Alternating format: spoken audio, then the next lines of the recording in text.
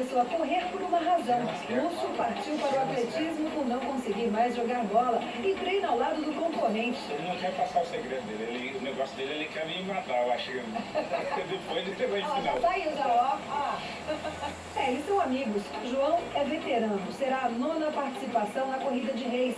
Ano passado ele ficou em primeiro na categoria acima dos 45 anos. Esse ano quer subir posições no ranking geral. Eu fiz ano passado 37 nos 10, né? Um tempo muito alto, devido ao calor também, né? Eu treinei pouco, mas eu acredito que dá pra fazer mesmo esse ano, com certeza. Você quer fazer quanto? Dá pra fazer uns 6 vezes.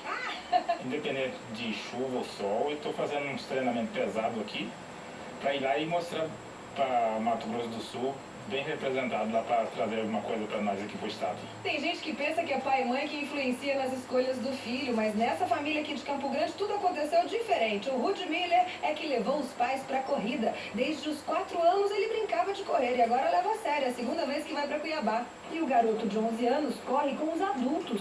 Faz tempo de gente grande. Faço abaixo de 50 minutos, 10 quilômetros, essas coisas. O pai não aguenta acompanhar, não. A maioria das vezes eu fico pra trás.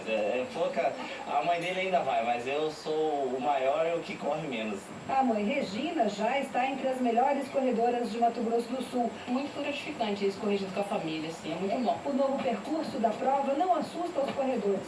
Todos esses aqui treinaram o ano inteiro, correm pelo menos 1 hora por dia. Eles correm de olho no céu. Nuvens carregadas podem ser um bom sinal para amenizar o calor cuiabano.